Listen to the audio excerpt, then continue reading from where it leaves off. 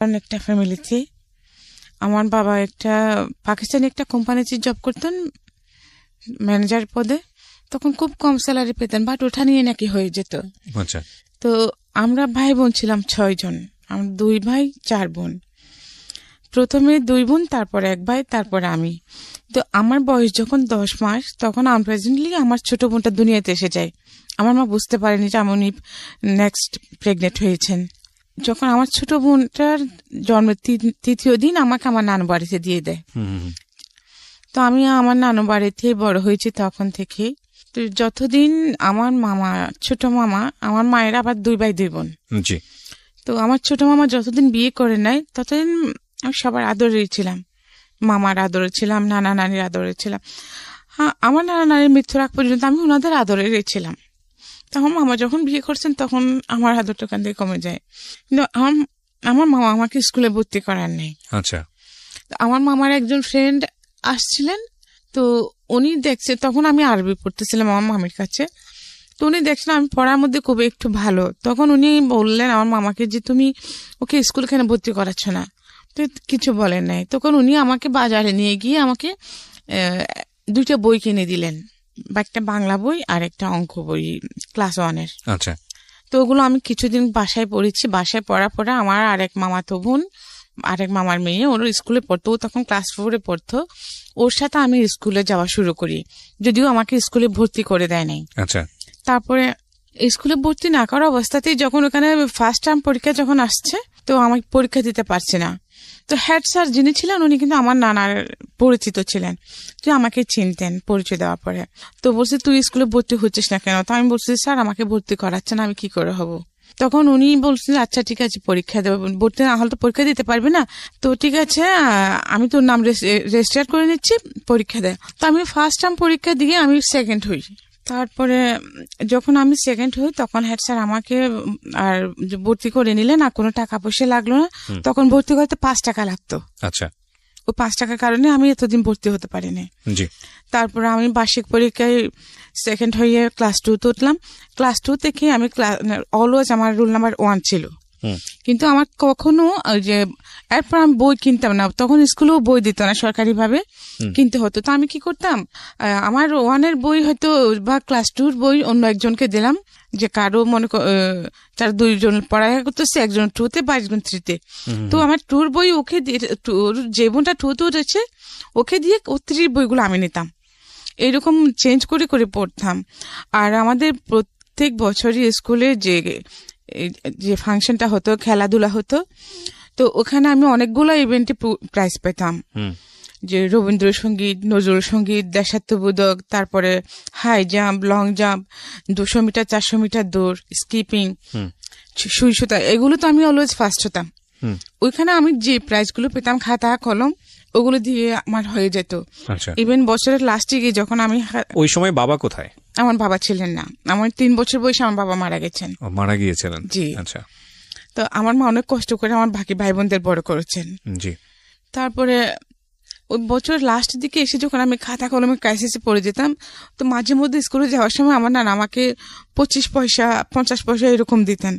তো ওইগুলো আমি জমায় রাখতাম, তখন আমি ওই খাতা কলম এগুলো কিনতাম। আবার মাঝে মধ্যে ইউনিসেফ থেকে কতগুলো খাতা দিত, ওইটা পেলেও আমার হয়ে যেত। জি। তো এইভাবে আমি ক্লাস 7-এ আসি। 7 পর্যন্ত উঠে ক্লাস হাই স্কুলে উঠেও আমাকে ভর্তি করায় নাই। এরকম 4-5 মাস স্কুলে না যাওয়ার ফলে, তো হাই স্কুল প্রাইমারি স্কুল একসাথেই ছিল।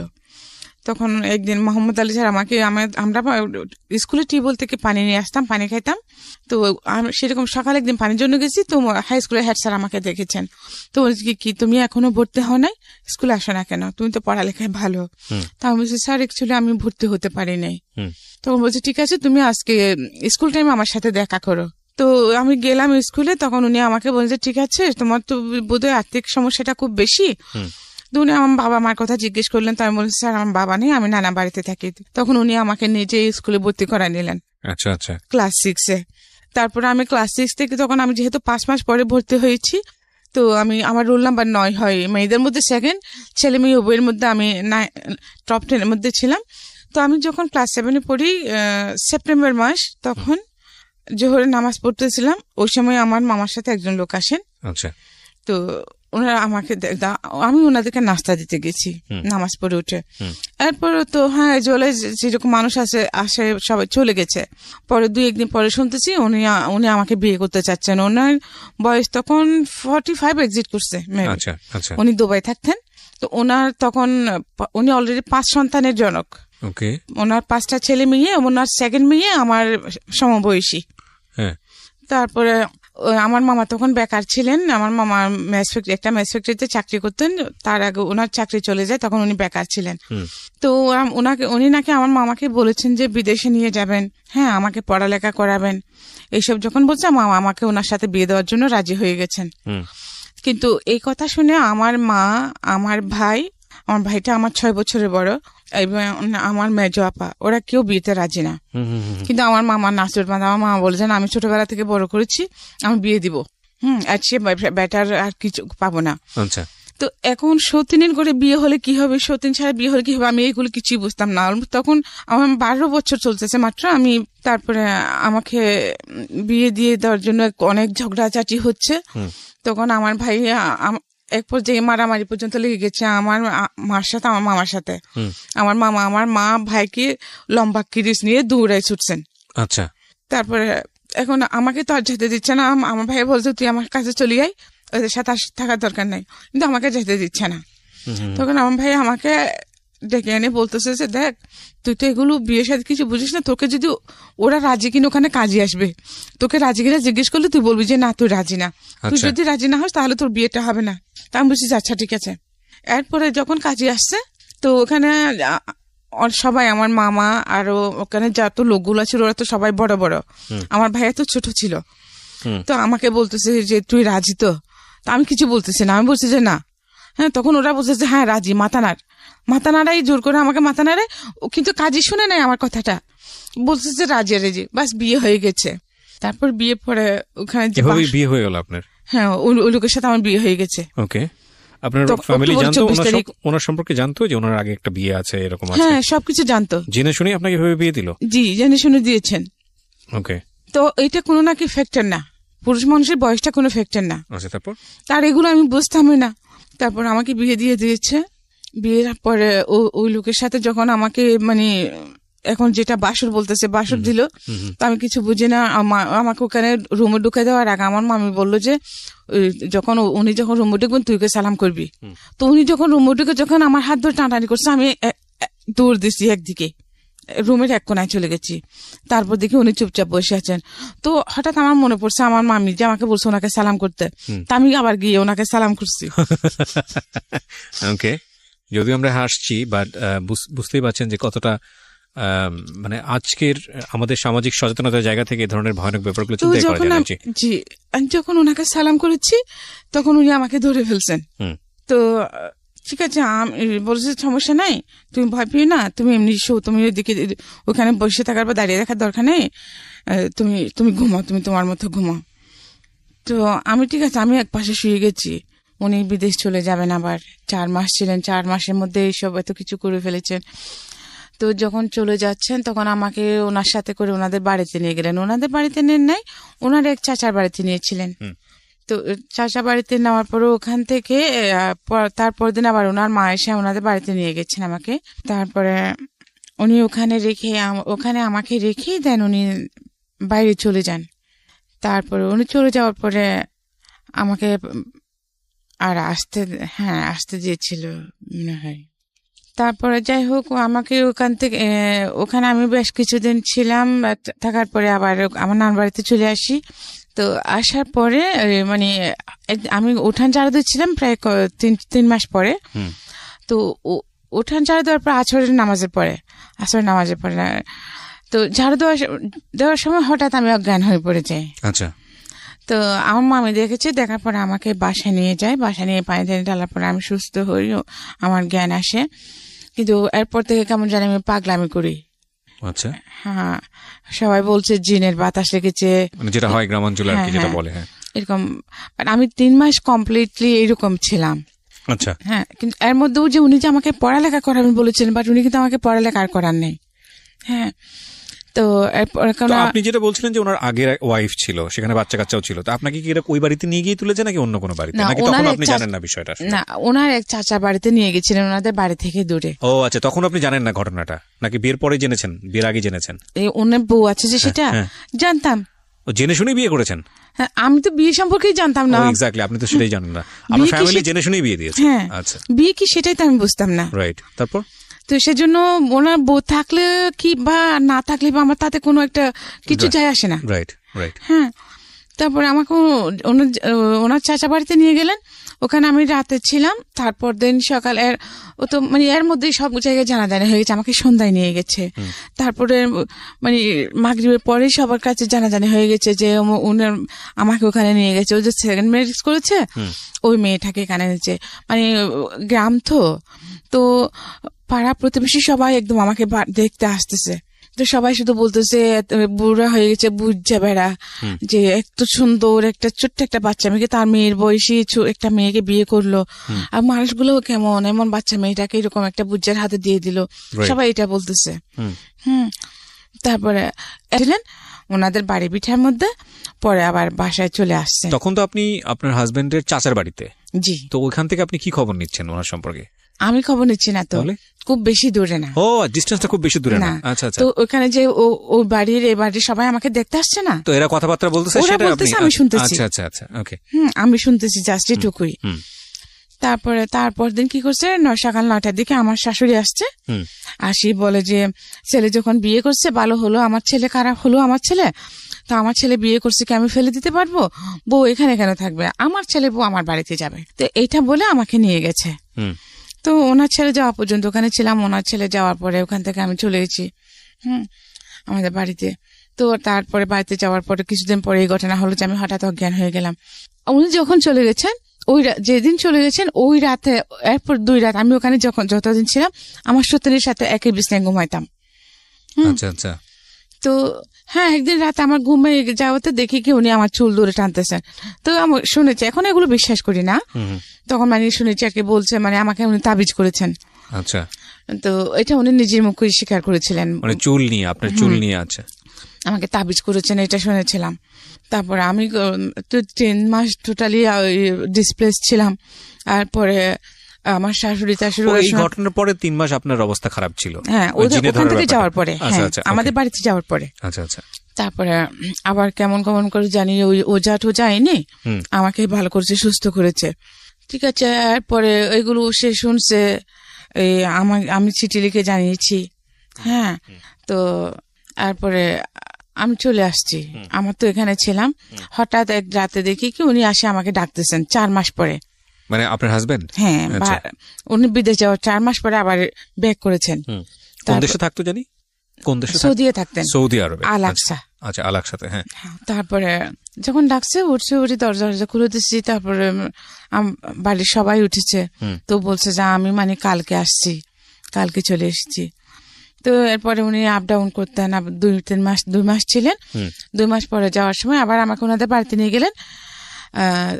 এর মধ্যে কিন্তু আমি ম্যাচিউর হয়ে যাই।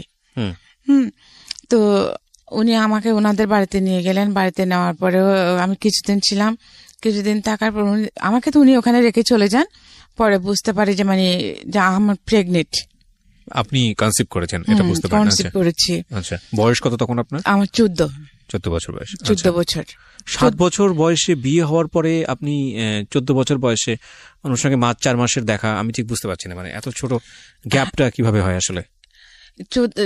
ওনার সাথে আমার বিয়ে হয় তখন আমার 12 বছর 2 মাস। আচ্ছা। হ্যাঁ, তো এরপর উনি অনেকদিন বাড়িতে ছিলেন।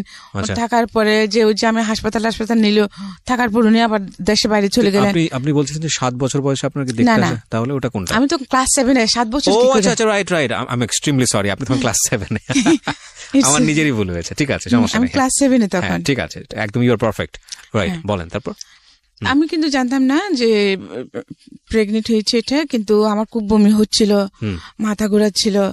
তখন এই আমার চাচি শাশুড়ি বলতেছে আর কি, আমার চাচি শাশুড়ি, আমার বড় যা, ওরা বলতেছে যে ছেলে আসতেছে এগুলো বললো।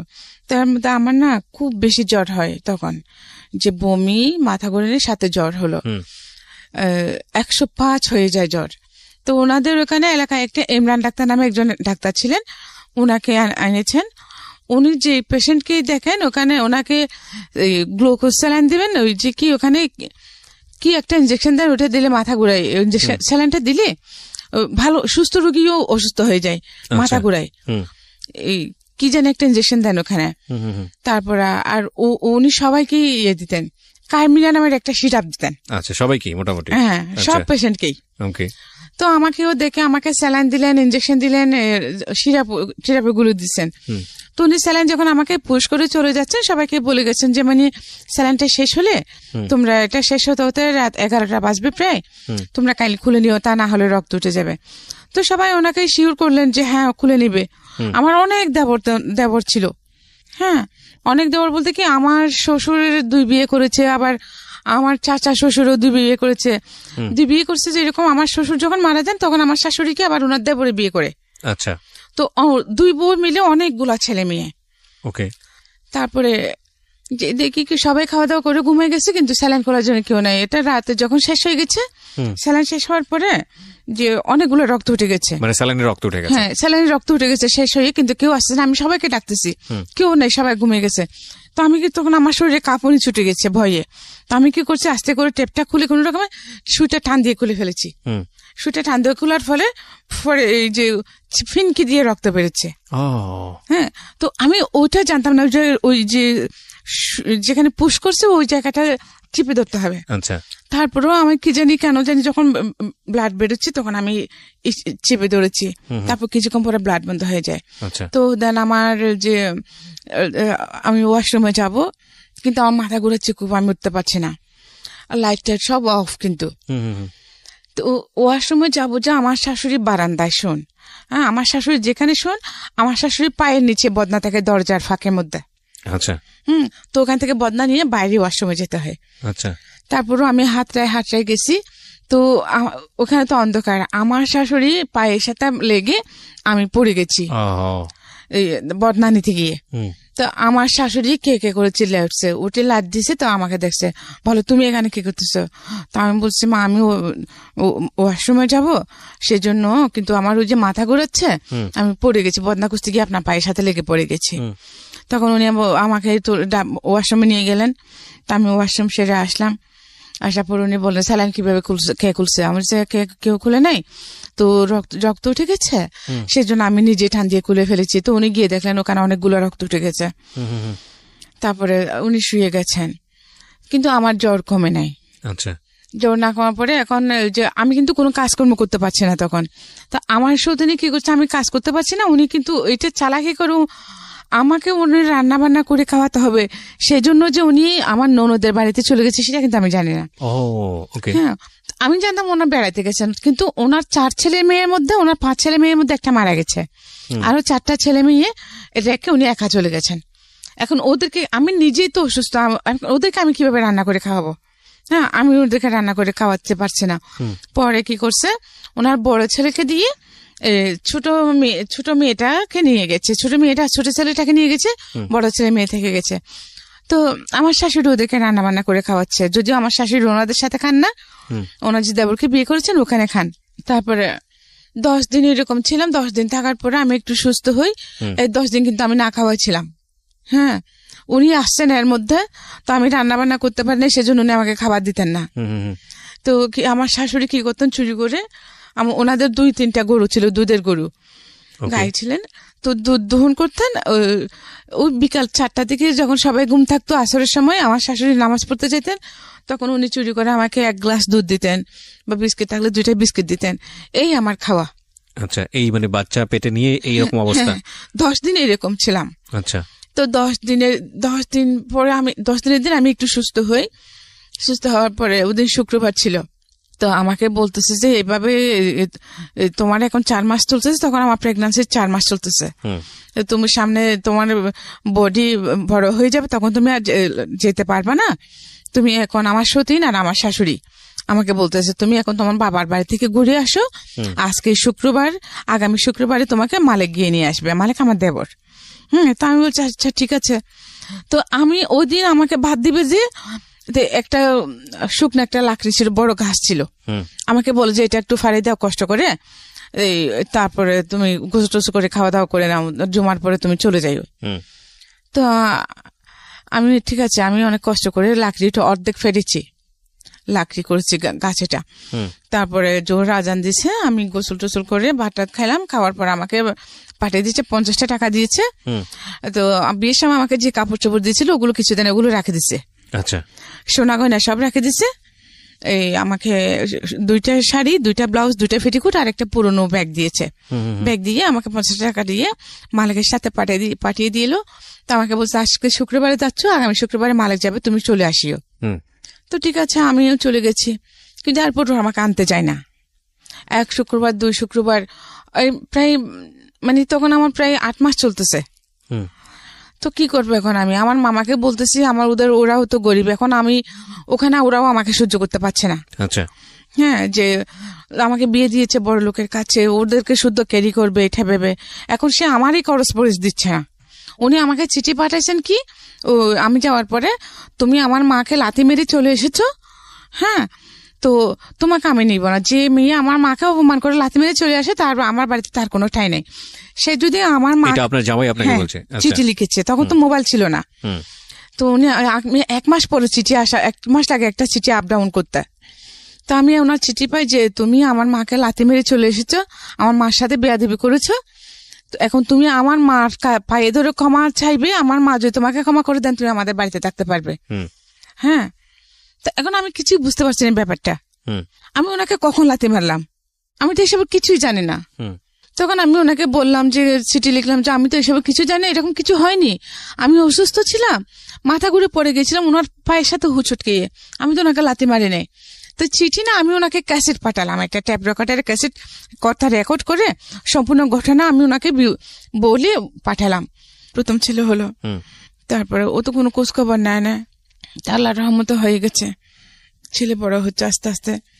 তো ও কিন্তু আর আসে নাই, মানে আপনার জামাইয়ের খোঁজ নিচ্ছে না, খোঁজে নেয় নাই, টাকা পয়সাও দেয় নাই, এই আসেও নাই, আমার টোটালি কোনো খোঁজ রাখতেছে না। কিন্তু এর মধ্যে আমার মামাও কিন্তু আমাকে ইয়ে করতেছে, হ্যাঁ, ওরা কেউ আমাকে সহ্য করতে পারছে না।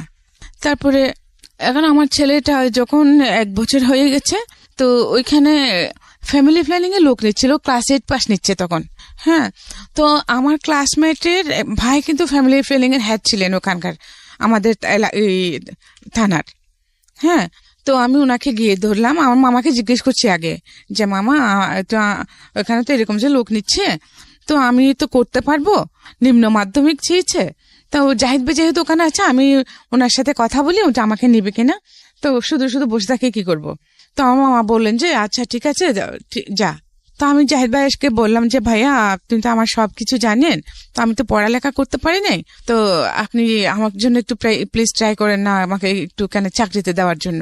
তো উনি বললেন যে আচ্ছা ঠিক আছে আমি চেষ্টা করব, তো তুমি চকরি আসো, ওখানে হেড অফিসে যেতে হবে, তো আসো।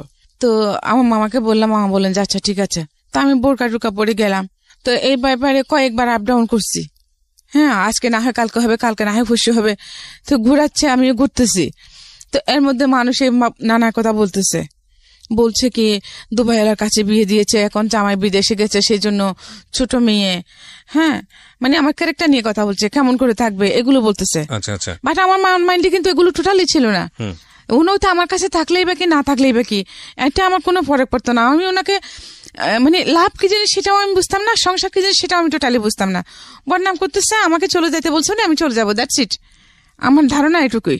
তারপরে ঠিক আছে, তখন আমার মামা আমাকে এগুলো নিয়ে টর্চার করতেছে, হ্যাঁ, যে মানুষে খারাপ বলতেছে।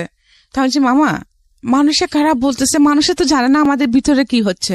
মানুষে জানে যে আমাকে দুবাইয়ের কাছে বিয়ে দিয়েছেন, সে অনেক বড় লোক, হ্যাঁ, তো আমি যখন বাইরে যাচ্ছি সবাই তো মনে করবে এটাই, যা ক্যারেক্টার লেস এটাই তো মনে করবে।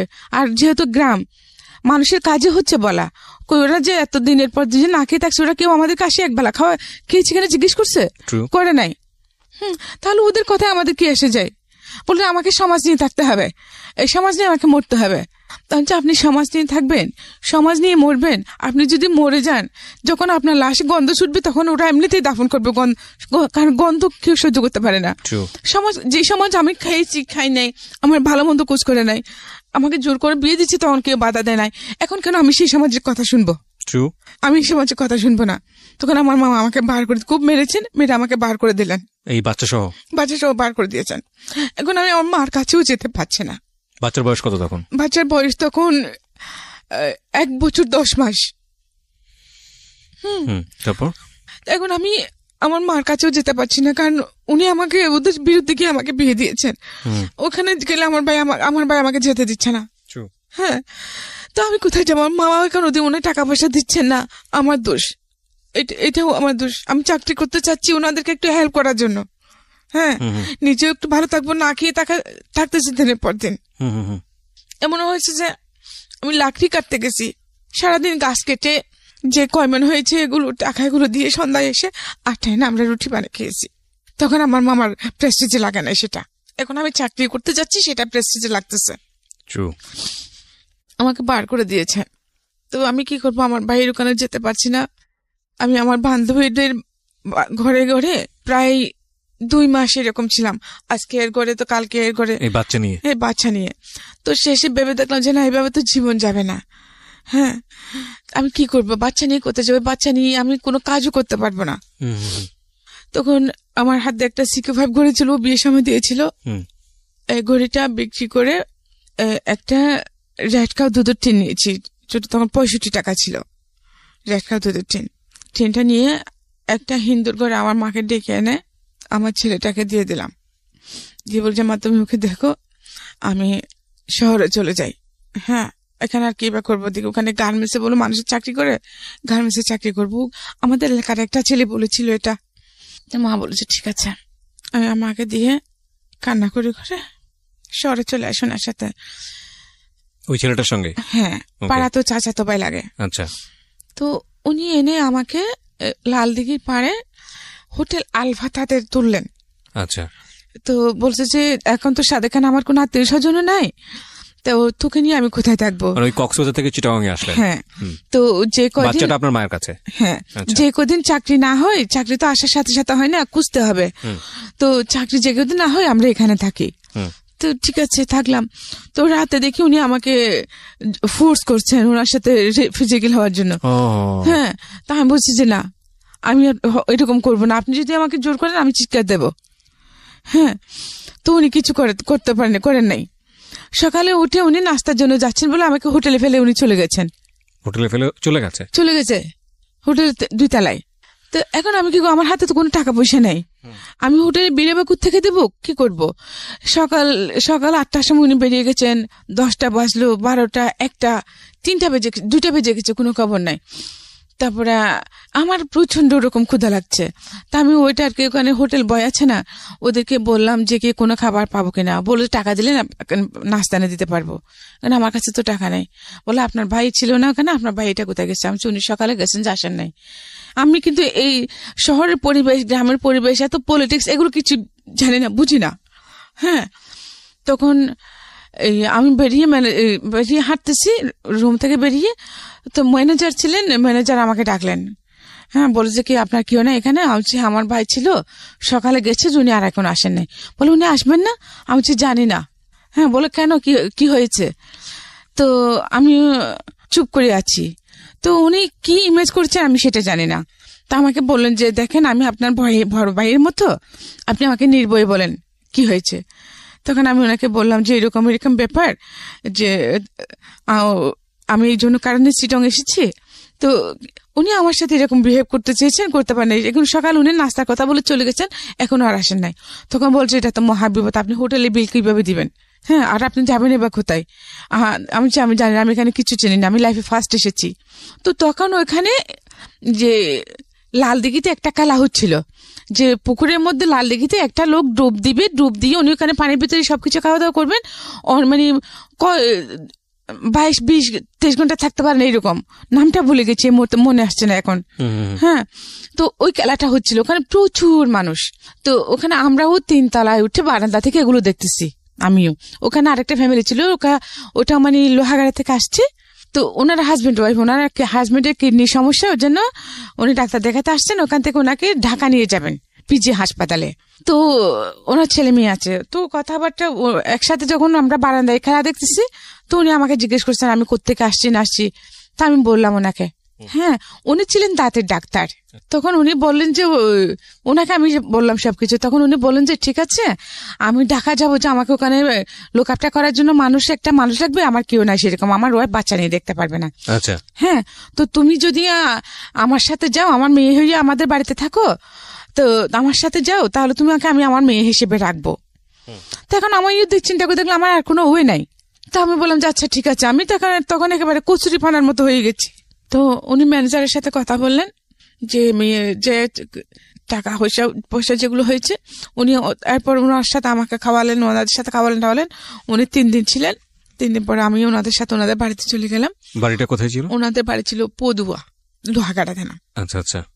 তারপরে উনি কিন্তু এটা ওনার সেকেন্ড ওয়াইফ ছিল। ওনার আরেকটা ওয়াইফ আছে, ওটা কক্সবাজার থাকে। ওনার ওইকারও ছেলে 2টা আর মেয়ে আছে। ওনার ছেলে দুটোটাই দাঁতের ডাক্তার। হ্যাঁ, তো ওনার ছোট ওয়াইফের কাছে আমাকে নিয়ে গেছেন। ছোট ওয়াইফ, উনি মহিলাটা অসম্ভব রকম ভালো ছিলেন। আমাকে একদম ঠিকই ওনার নিজের মেয়ের মতো করছেন। পুরো সংসার দায়িত্ব আমাকে দিয়ে দিয়েছেন। আমি যেটা বলি সেটা আমার সবকিছু আমার হাতে সঁপে দিয়েছেন। রান্না বান্না, ওনার ঘরের সবকিছু আমি সামলাচ্ছি সব, আমি ওরকম বড় মেয়ের মতো। জি। কিন্তু ওনার সন্তানের একটা মেয়ে ছিল সেখানে, ওনার সাথে রেহানা নাম। ও ক্লাস 9-এ পড়তো তখন। ওর এটা সহ্য হয় নাই। ওর এই পার্সোনালিটা, ওটা ওর সৎ মা হিসেবে থেকেছে ওনার সাথে সারা জীবন। সৎ মাকে সৎ ভেবেছে, আপন ভাবে কাছে আসে নাই। হ্যাঁ, তো আমি ওই জিনিসটা করে নিতে পেরেছি। তো এখন ওনার এটা সহ্য হচ্ছে না। তো ওনার একটা ঘড়ি হারিয়ে গেছে রেহানার। এখন উনি বলছেন ঘড়িটা আমি চুরি করেছি। আচ্ছা। তা আমি বলছি আমি নিই নাই। তো সন্ধ্যাবেলা যখন আব্বু আসলেন, ওনার বাবাকে আমি বাবা ডাকতাম। আপনি বাবা ডাকতেন? হ্যাঁ। আচ্ছা, যিনি আপনাকে নিয়ে গেল ডাক্তার, ওনাকে বাবা ডাকতেন? বাবা ডাকতাম, ওনার ওয়াইফকে মা ডাকতাম। আচ্ছা। ওনার ছেলে মেয়েরাও আমাকে বোনের মতো জানতো। আল্লাহ বেঁচে আছেন কিনা জানি না, মারা গিয়ে থাকলে আল্লাহ জান্নাত দান করুন। তারপর তো উনি বলেন যে আমাকে জিজ্ঞেস করছে তুই কে নিয়েছিস? আমি বলছি না বাবা আমি নিই নাই, আমি ঘুরে দিয়ে কি করবো? আপনি আমাকে আশ্রয় দিয়েছেন, এটা আমার কাছে শুকর আলহামদুলিল্লাহ। আমাকে যে অপরচুনিটি আপনি দিয়েছেন, এটা আমার কল্পনাতীত। আমি ঘুরে দিয়ে কি করবো? ঘুরে দরকারই তো নাই। তো উনি সেটা বিশ্বাস করেছেন। উনি আমার ফেস দেখে বুঝতে পারছেন আমি সত্যি বলছি, কিন্তু ওনার মেয়ে বিশ্বাস করছে না। উনি আমাকে আমার পুরো বডিতে চেক করে দেখলেন, এখানে এখানে সবখানে হাত ঢুকাই দিয়ে পাই নাই। তখন উনি আমাকে বাথরুমের ভিতরে নিয়ে গেলেন। উনি বলছেন যে আমি আমার গোপনাঙ্গের ভিতরে গড়িয়ে লুকা রাখছি। ওনার সৎ মেয়েটা? হ্যাঁ। সবখানে দেখার পরে আমি বলছি যে আমি খুব কান্না করতেছি, আমি তো কিছু বলার বাসা পাচ্ছি না। কলঙ্কিত হলাম, চুর হলাম, বাট চুরির জিনিসটা আমার কাছে পাইলো না। আমাকে এমন এমন জায়গায় চেক আপ করলো। তখন তারপর দিন ওই বাবা আমাকে একটা চিঠি লিখে দিলেন। ওনার এক ভাইয়ের ছেলের সাথে আমাকে কক্সবাজার পাঠিয়ে দিচ্ছেন ওনার ছেলের কাছে, যে তুমি ওখানে থাকবে, তুই ওখানে থাকবি, ও তোকে ডাক্তারি শিখাবে, দাঁতের কাজকর্মগুলো শিখাবে, তুই লাইফে কিছু করতে পারবি, এখানে তুই থাকতে পারবি না। হ্যাঁ, তুই এখান থেকে চলে যা। আমি চেয়েছিলাম তোকে আমার মেয়ের মতো রাখতে। আমি যেহেতু অসুস্থ মানুষ, আমি হাসপাতাল যাবো, যেতে হয়, তো সাথে কাউকে পাই না। তুই থাকলে আমার ভালো হতো, সেজন্য আমি একজন, কিন্তু ওরা সেটা হতে দিবে না। তখন আমি বললাম যে বাবা আপনি যে আমাকে ওখানে পাঠাবেন, তো এখানে ওনার মেয়ে যদি এরকম হয় তাহলে ওনার ছেলেগুলো তো সেরকমই হবে। হ্যাঁ, তো বলে যে না আমার বড় ছেলেটা খুব ভালো, তুই ওর কাছে ওগুলো তোকে রাখবে। তো ঠিক আছে, আমাকে পাঠাই দিলেন। গেলাম, আমরা সন্ধ্যা 7টার দিকে গিয়ে পৌঁছলাম। তো খাওয়া দাওয়া করলাম। তো ওনার বড় ছেলে আর আস্তে আস্তে রাত অনেক হয়েছে, তখন আমরা ঘুমাই গেছি। হ্যাঁ, তারপরে সকালে উনি উঠে যখন ঘুম থেকে উঠছেন আমাকে ডাকছেন, আমি গেছি। তো চিঠি দিয়েছি। চিঠিতে উনি কি লিখে দিয়েছে সেটা কিন্তু আমি জানি না, হয়তো ওই কথা লিখেছেন। তারপর উনি বলেন যে আচ্ছা ঠিক আছে, সমস্যা নাই, তুমি এখানে থাকো, আমি তোমাকে আমার চেম্বারে নিয়ে যাব, তুমি ওখানে ওগুলো শিখতে পারবা। তো ঠিক আছে, সকালে উনি আগে চলে গেছেন। তারপরে আমাকে মানে একটা লোক দিয়ে, ওনার ছোট ভাই মনে হয় সেটা, আমাকে নিয়ে গেছেন। এরকম কয়েকদিন ছিলাম। এরপরে দিকে আরেকদিন আমি যখন ওনার চেম্বারে গেছি, ওখানে মানে কিভাবে দাঁত বানাবে এগুলো টেগুলো দেখতাম, গরম পানি দাও দিতাম, এটা করো ওইটা করো। উনি যখন চিকিৎসা করতেন তখন আমি ওনার সাথে থাকতাম, যে ওখানে যে যন্ত্রপাতি গুলো লাগতো ওগুলো ওনাকে দিতাম আর কি, এরকম করতাম। তারপরে দেখি হঠাৎ একদিন 11টার সময় ভাবি ওখানে উপস্থিত চেম্বারে। তো উনি বলছেন যে ওনার একটা মেয়ে ছিল তখন, উনি বলছেন যে কি আমিও আজকে থেকে এখানে চেম্বারে থাকবো। তো স্যার, আমি ওনাকে স্যার ডাকতাম আবার। তো স্যার বলেন যে কেন? বলে না, ও যখন এখানে থাকবে তোমার সাথে কাজ করবে, আমিও এখানে থাকবো, আমি বাসায় যাব না। তো উনি বুঝতে পারছেন কি উনি সেটা কেন বলেছেন। তো আমিও কিছুটা বুঝি না, তা আমিও বুঝলাম। তো ঘুরে ফিরে ওই একটাই ঘটনা যে আমার সাদা চামড়াটাই সব জায়গায় আমার জন্য কালো হয়ে দাঁড়ায়। তো ওগুলো নিয়ে ওনাদের মধ্যে বোধহয় ঝগড়াঝাটি হয়েছে। উনি একটা সময় গিয়ে 15-20 দিন পরে উনি আমাকে বলেন যে বোন, আমারও তোকে রাখা আমার পক্ষে সম্ভব না, আমার সংসার ভেঙে যাবে, তুই অন্য কোথাও চলে যা। তো আমি বললাম যে আমি কোথায় যাব, আমার তো যাওয়ার কোনো ঠাঁই নেই।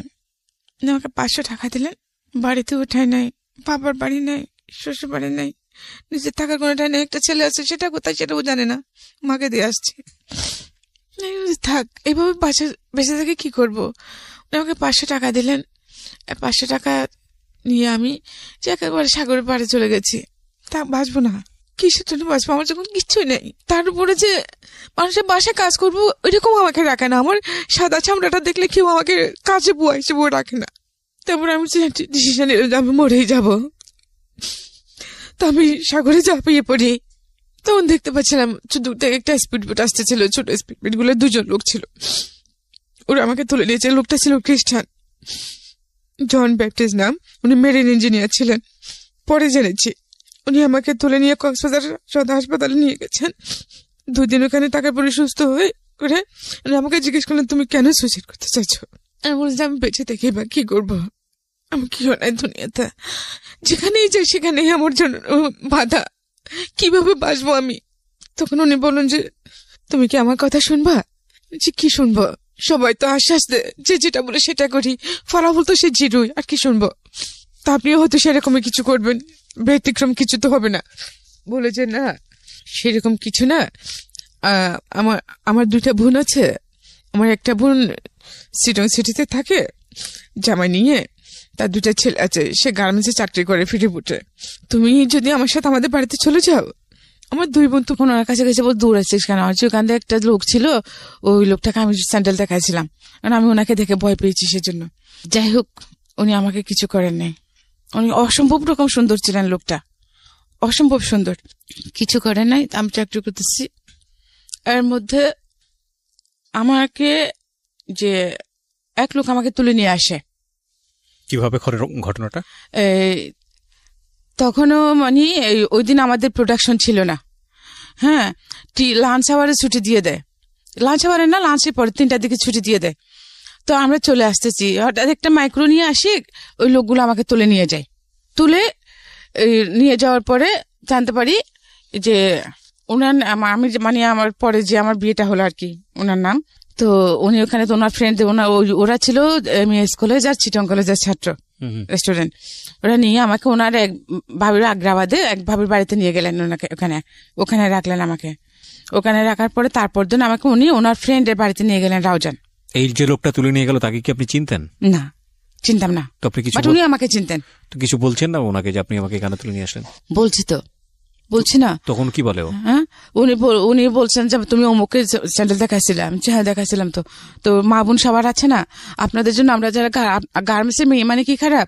গার্মেন্টস মেয়েরা সবাই যদি খারাপ হতো, এখানে তো আপনার মাও তো খারাপ তাহলে। মানে আমাকে ওইরকম করে কথা বলছিলাম।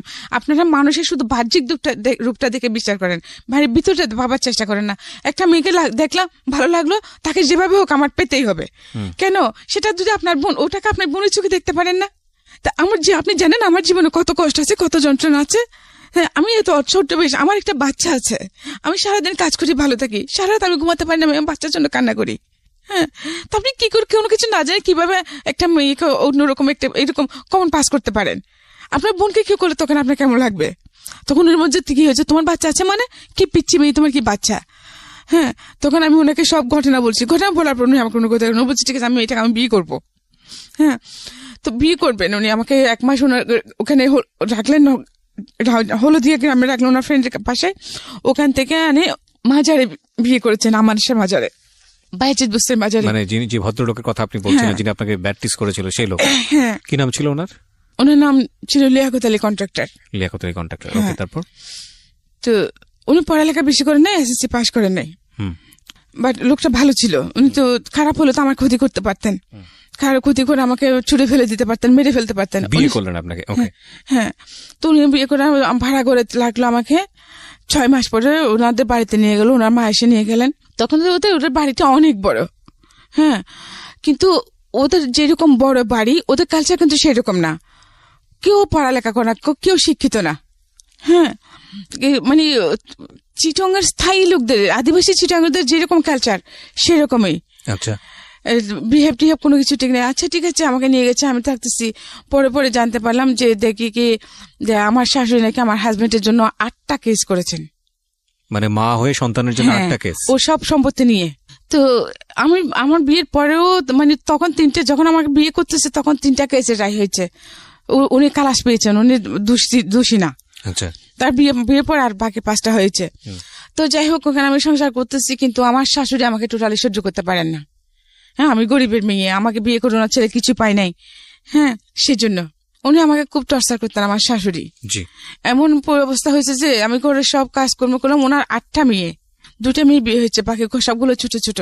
তো ওদের পায়খানা প্রস্রাব সব আমি পরিষ্কার করতাম, কাপড়, মানে আমার বাচ্চার মতো আমি বড় করেছি ওদেরকে। ওরা কিন্তু আমার গায়ে হাত তুলতে দিতে করে নাই।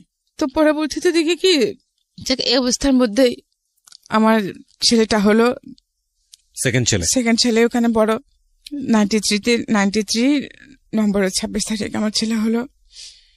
ভালো ছিলাম। ছেলে 2 বয়স, যখন 2 বছর তখন উনি আরেকটা বিয়ে করলেন। মানে আপনি ওনার ফার্স্ট ওয়াইফ ছিলেন? জি। আচ্ছা, বিয়ে করছেন যে মানে এটা ওনার বড়ুয়া ছিল। ওনার ওই মহিলারও আগে বিয়ে হয়েছিল, আগে করে ওনার ছেলে আছে। তো উনি পড়ালেখা জানতেন না। এখানে মানে সবাই বলতে শুনেছি মহিলাটা ভালো ছিলেন না। তো ওই রকমের মধ্যে ওকে উনিও মানে ওনার কয়েকজন ফ্রেন্ড নিয়ে মেয়েটাকে এনেছে। তারপরে ওনার ভালো লেগে গেছে, ওনাকে বিয়ে না করে ওভাবে রেখে দিয়েছে। মানে আলটিমেটলি আপনার মতোই কিছুটা কেস? হ্যাঁ, তো ওনাকে বিয়ে না করে মানে ওখানে আরেক জায়গায় ভাড়া করে নিয়ে রেখে দিয়েছে। ওখানে ওনার একটা ছেলে হয়। তো সে 2 বছর এখানে ওইরকম রাখার পরে ওনার মানে একেবারে উনি ফকির হয়ে যান, কোনো কাজকর্ম করেন নাই, জমানো যা ছিল সব খেয়েছে সব। তারপরে বলতেছে মানে এখন আমি কি করবো? তা আমি বলছি ঠিক আছে, ভালো হোক বা খারাপ হোক, তুমি তো আমার সবকিছু। তো আমি সেলাই কাজ করতাম, তখন আমার একটা সেলাই মেশিন ছিল, ওটা বিক্রি করে ওদের ওখানকার বাসা ভাড়াটা দিয়ে বাড়িতে চলে আসে। তারপরে আমার নতুন অধ্যায় শুরু হলো আমার লাইফে। আমি ভাবছিলাম কি, তা আমি ওর সাথে সতীনের মতো থাকবো না, আমি মানে বান্ধবীর মতো থাকবো, বোনের মতো থাকবো। তা আমি সারাদিন কাজকর্ম সব করতাম, ও কোনো কাজ করতো না। ও সন্ধ্যাবেলা ওই আমার স্বামী আসলে যে ও কিন্তু প্রচুর ড্রিঙ্ক করতো। মানে আপনার হাজবেন্ড ড্রিঙ্ক করতো? প্রচুর ড্রিঙ্ক করতেন। তো ওকে বলতেন, আমি ওকে গালি দিয়েছি, এই করেছে সেই করেছে, পরে আসে উনি আমাকে মারতেন। তারপরে এইভাবে এক সময় যে আমার বড় মেয়েটা পেটে আসলো। তারপরে বড় মেয়ে হওয়ার পরে যে উনি কমপ্লিটলি আমার সাথে সব সম্পর্ক ছিন্ন করে ফেলেন। আমরা একই ঘরে থাকি, কিন্তু কেউ কারোর দিকে তাকায় না। উনি আমাকে দেখলে চোখ নিচু করে ফেলেন, আমার সাথে কোনো সম্পর্ক নেই। এইভাবে থাকার পর আমার মেয়ের বয়স যখন 2 বছর হলো, 2 বছর পড়ছে, তখন আমার সতীন কি করছে, একদিন আমার সতীনের ফুফু মা আবার ওনার 2 ভাই এখানে ওই বাড়িতে থাকতেন আমাদের সাথে। ওরা সবাই মিলে আমাকে সকাল 10টায় বের করে দিয়েছে। আমার ছেলে মেয়ে 2টা নিয়ে, 2টা শাড়ি, একটা টাওয়েল, আমার একটা মশারি, আর আমার ছেলের মেয়ের কয়টা কাপড় নিয়ে একটা কালো ব্যাগের মধ্যে দিয়ে 150 টাকা দিয়ে আমাকে বার করে দিচ্ছে। আমার হাজবেন্ড এখন বসা ছিল সকাল 10টায়। তো বলতেছে, তো আমি যখন ওকে বলছি, ও বলছে যে চলে যাক, বার করে দে, আমার আধা কেজি চাল বাঁচবে। ঠিক আছে, চলে গেছি। কোথায় যাবো সেটা জানি না। তারপরে আমার সতীন ভাই আমাকে একটা সিএনজি এনে তো গাড়িতে তুলে দিল। আমি বহদ্দার হাট চলে গেলাম।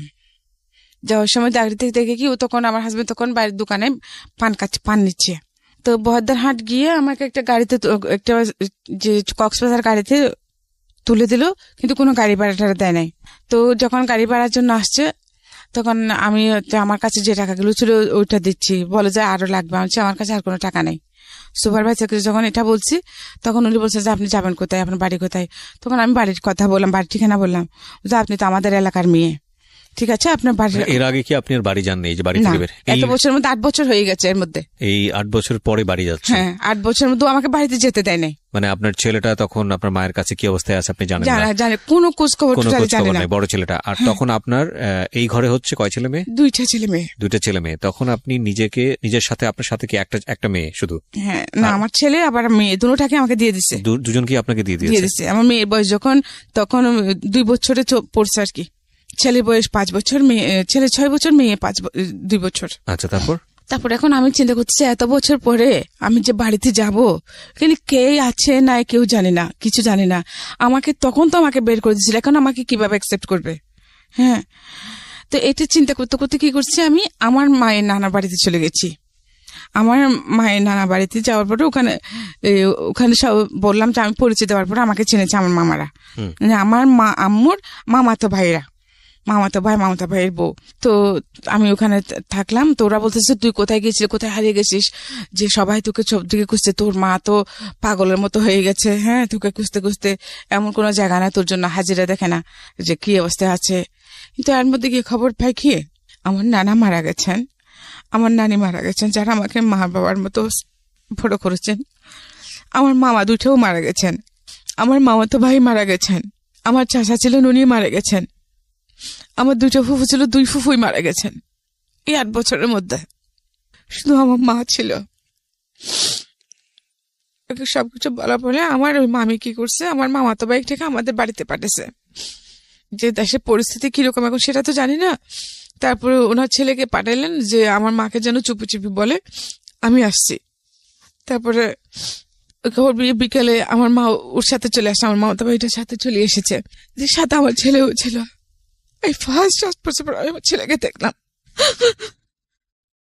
মানে তখনকার যে ফিলিংসটা, সমস্ত কষ্ট আমি ভুলে গেছি। আমার কোনো কষ্ট ছিল না তখন, যখন আমি আমার ছেলেটাকে দেখছি।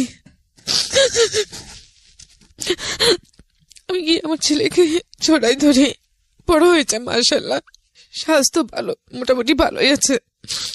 8 বছর পরে মাকে দেখলাম, ছেলেকে দেখলাম।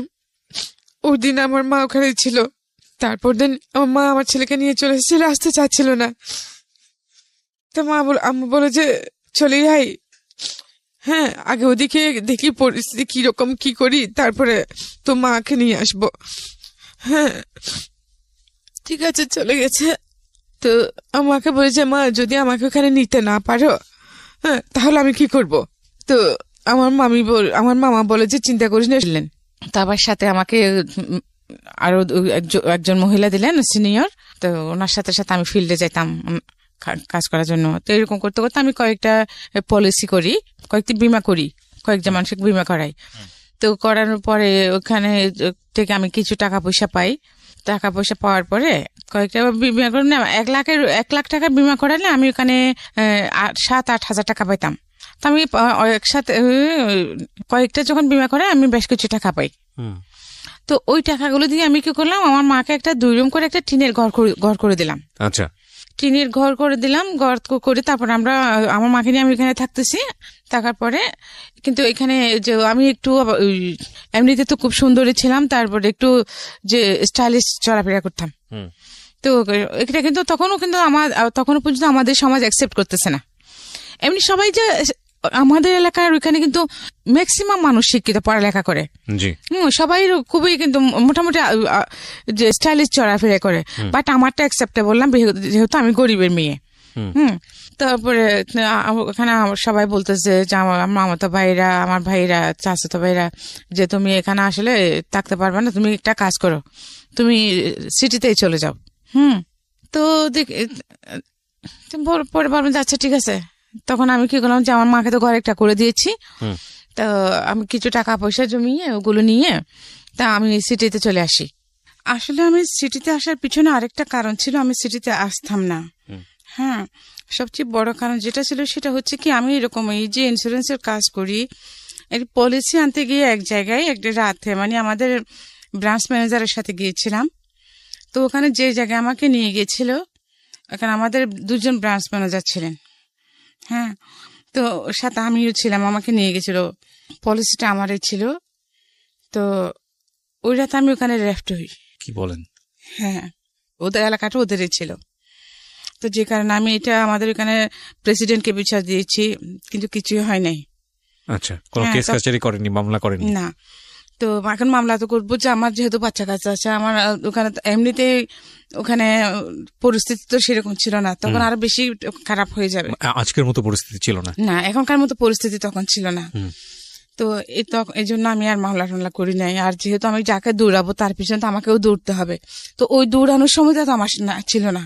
তো এইসব কিছু চিন্তা করে তো কিছু করি নাই। কিন্তু উনি আমাকে বললেন যে এখানে আমাদের হেড অফিসের যে প্রেসিডেন্ট, চেয়ারম্যান, ওনাকে বিচার দিতে। হ্যাঁ, তো উনি যেহেতু করছেন না, আর উনি কি করবেন, সেম কথাই তো শুনবো। সেই জন্য আমি ওখানকার চাকরি ছেড়ে সিটিতে চলে আসি। টাকা পয়সা যা ছিল আমার মাকে একটা ঘর বেঁধে দিলাম, বাচ্চাদের জন্য দিয়ে কিছু, বাকি কিছু নিয়ে আমি এখানে চলে আসলাম। তো এখানে আসলাম, এখানে একটা সেলাইয়ের উপর কোর্স, গার্মেন্টস এর আইটেমের উপরে একটা কোর্স করলাম, যে AFRLs এর মধ্যে। তারপরে চাকরি করবো আর কি।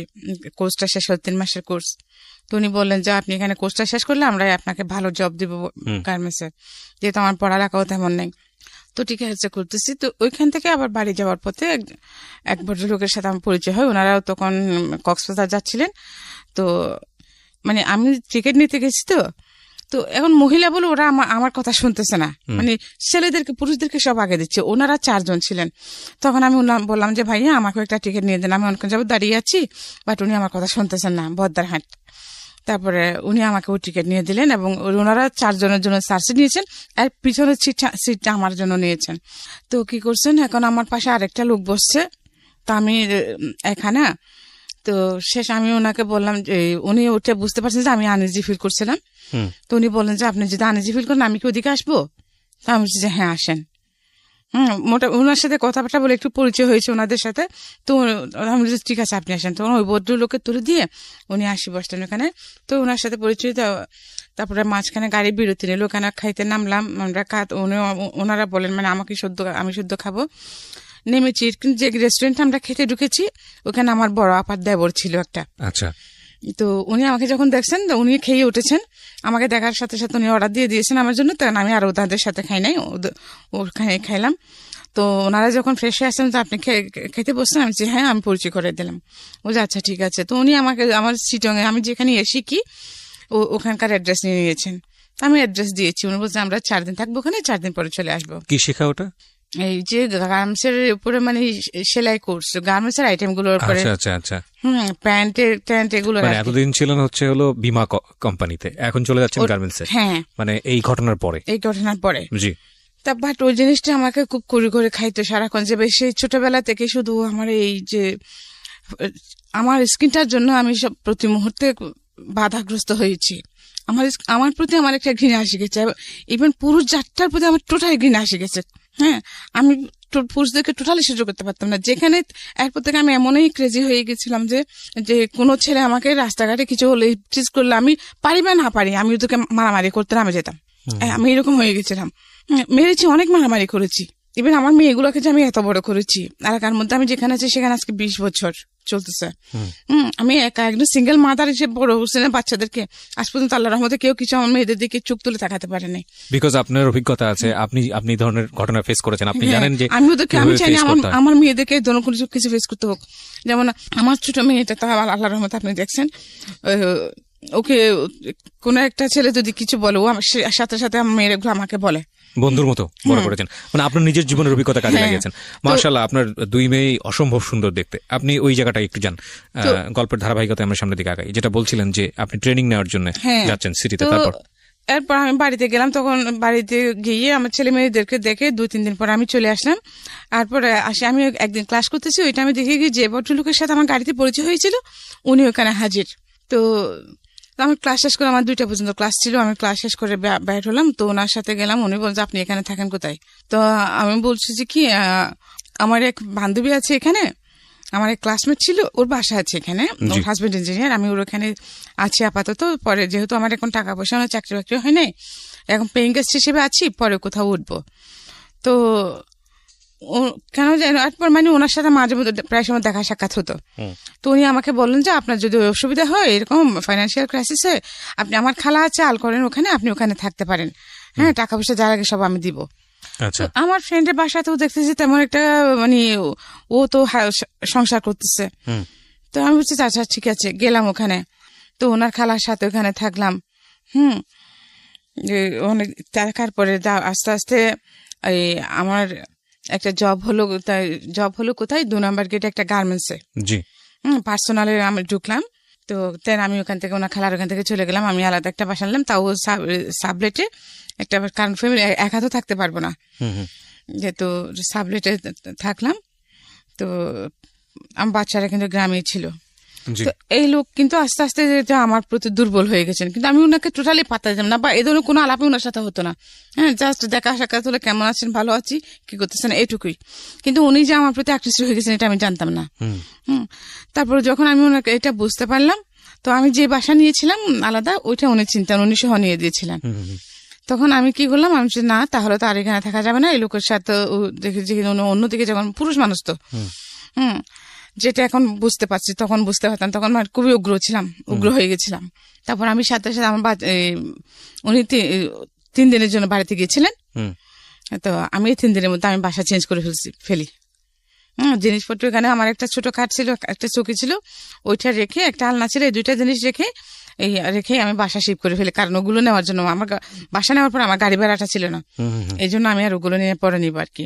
বোতান আমার কিছু থাকে, তাহলে আপনি ছেলেটাকে নিয়ে যান, ওকে একটু পড়ালেখা করান, ওকে মানুষের মতো মানুষ করেন। হ্যাঁ, ও বলে যে ঠিক আছে আমি নিয়ে যাবো, বাট তুমি কখনো ওকে ছেলে হিসেবে দাবি করতে পারবে না।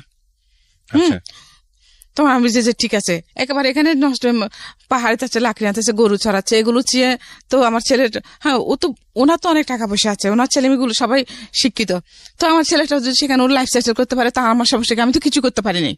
হ্যাঁ, তো আমি দিয়ে দিয়েছি ওকে। তোর বাবুকে নিয়ে মাদ্রাসায় ভর্তি করা দিচ্ছে, পড়ালেখা করতেছে, আমি এদেরকে নিয়ে সিটিতে চলে আসলাম। তারপরে এরপরে আমি 3-4 মাস পরে বাড়িতে গেছি। বাড়িতে যাওয়ার পরে শুনতেছি যে কি আমার বোনের কাছ থেকে যে এরকম একটা লোক আমাকে খুঁজতে গেছে। উনি আমার বাড়ির ঠিকানা কিছু জানতেন না, শুধু মানে আমার কাছে শুনছিলাম, আমার গ্রামের নামটা শুনেছিলেন উনি। আচ্ছা। হ্যাঁ, তো উনি আমার ফিজিক্যালি বর্ণনা দিয়ে 3 দিন খুঁজছেন আমাদের পুরো এলাকাতে। আচ্ছা। 3 দিন খোঁজার পরে আমার বাড়ির ঠিকানা পেয়েছে। হ্যাঁ, তারপরে আমার আপদ থেকে আমার অফিসের ঠিকানা নিয়েছে, আমি নতুন যে ওখানে পত্রিকা কাজ করি ওখানকার ঠিকানা নিয়েছে। ওখানে উনি চিঠিতে এসে ওখানে আমার অফিসে গেছেন। উনি যখন চিঠিতে আসছেন তখন কিন্তু আমি বাড়িতে গেছি। আচ্ছা। বাচ্চাদেরকে রেখে আসতে গেছি।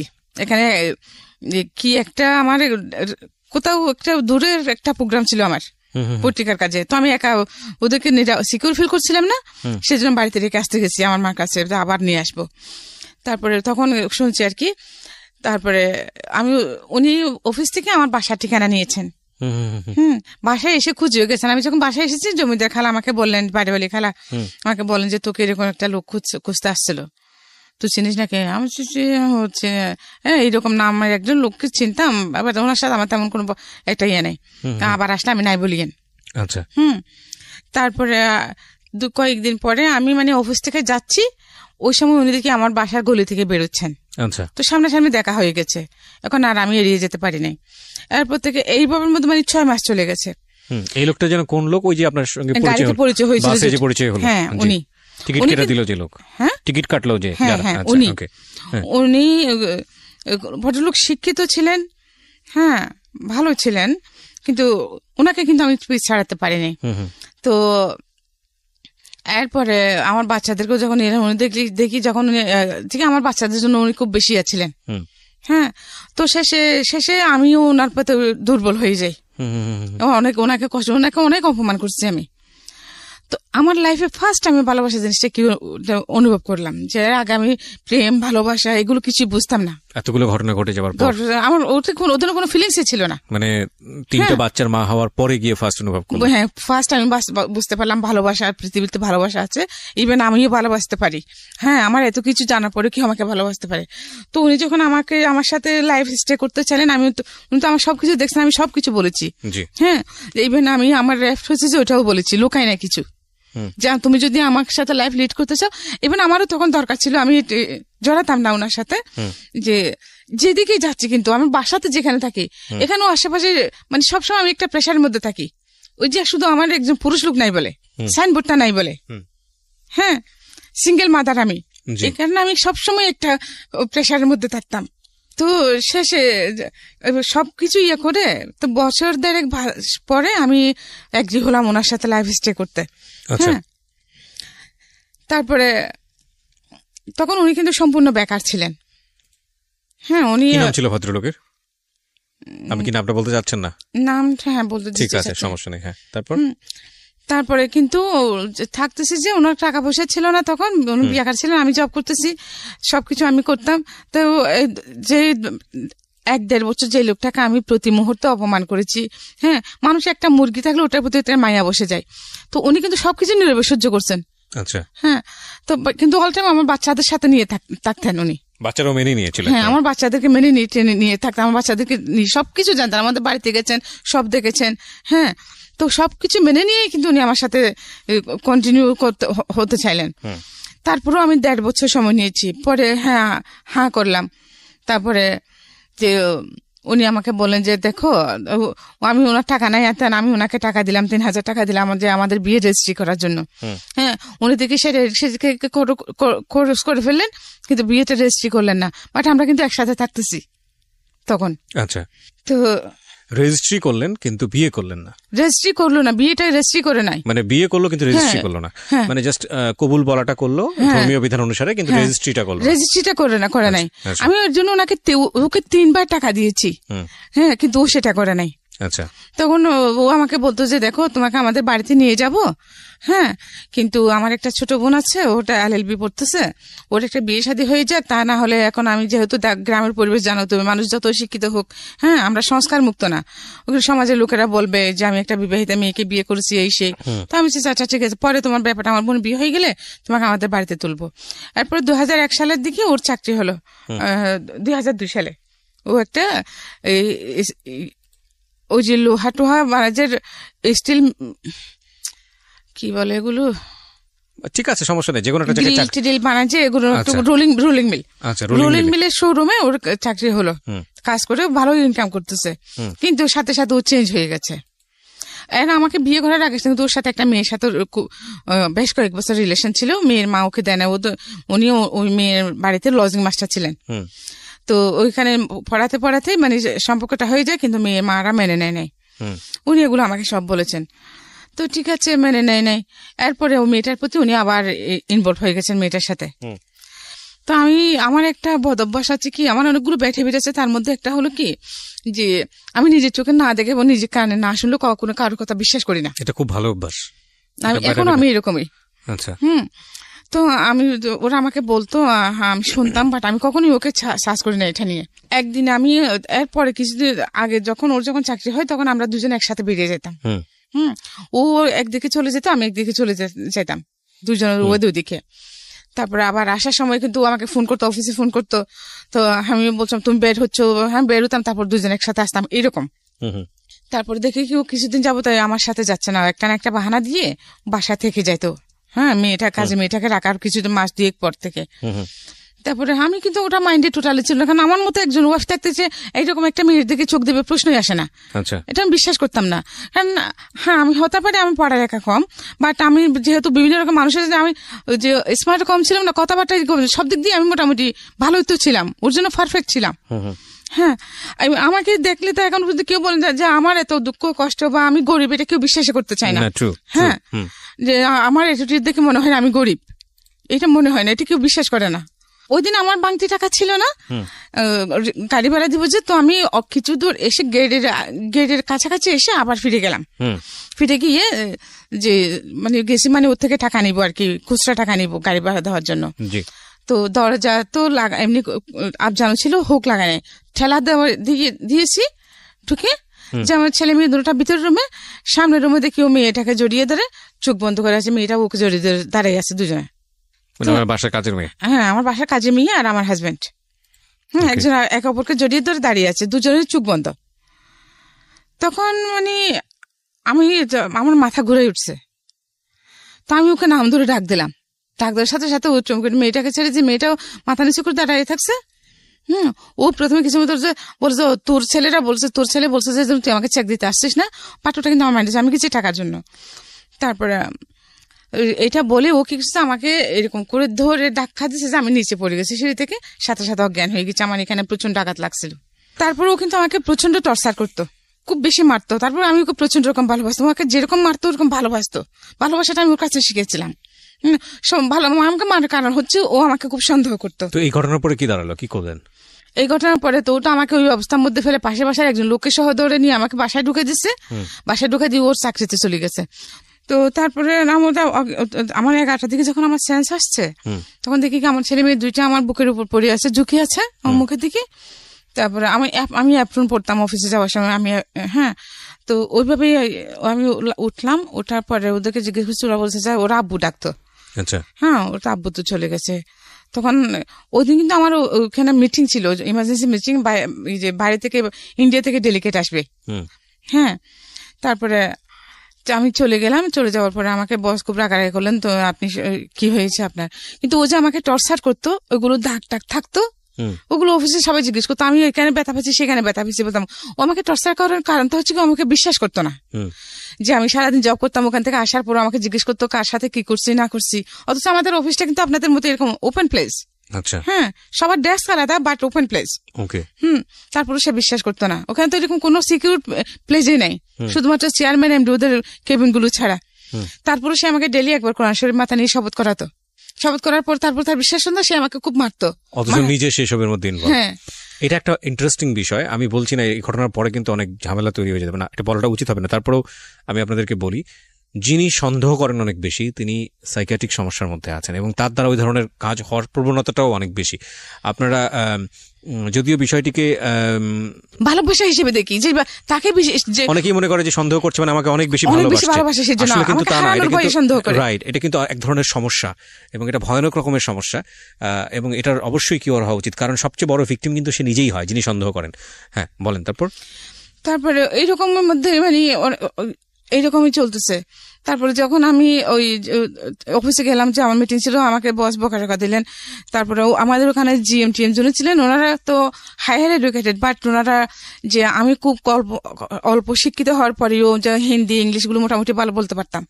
হ্যাঁ, তো একদিন এরকম মিটিং এর মধ্যে ইন্ডিয়া থেকে যে 4 জন ডেলিগেট আসছে, ওদের সাথে কথা হলো। ম্যানেজার জিএম স্যার বুঝতে পারছিলেন না। দেন আমি বাংলায় ভাষণ করে দিচ্ছিলাম চেয়ারম্যান স্যারকে। তখন থেকে মানে এইরকম বিদেশি যেগুলো ডেলিগেট গুলো আসতো আমি হ্যান্ডেল করতাম। তো পরে আমি চেয়ারম্যানের পিএস হয়ে যাই। হ্যাঁ, আমাকে পিএস করে নেন।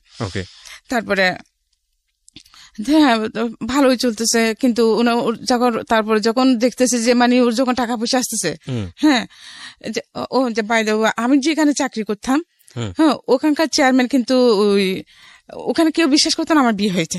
আচ্ছা, ওখানে যিনি চেয়ারম্যান ছিলেন, উনি বাংলাদেশের একজন খুবই পরিচিত ফিগার, আমি নাম বলছি না, এখনো আছেন।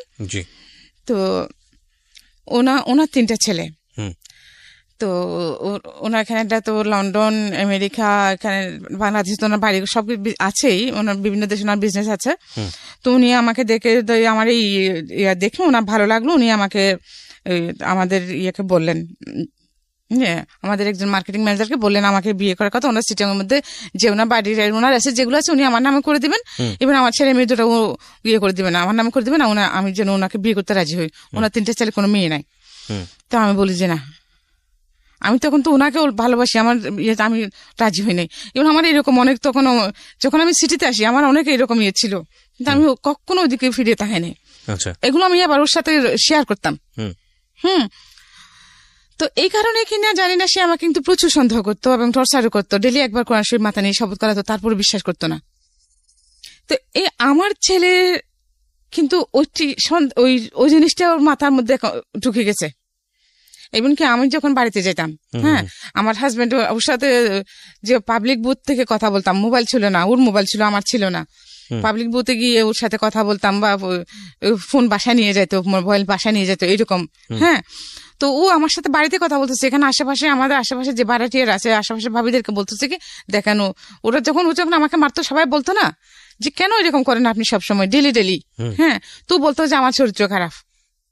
হ্যাঁ, তখন উনি কি করতে আমার সাথে বাড়িতে গেলে আমার সাথে ফোনে কথা বলতো, এদিকে আশেপাশে ওদেরকে বলতো যে কি দেখেন ও এখন ওর অন্য পুরুষ নিয়ে হোটেলে রাত কাটাচ্ছে।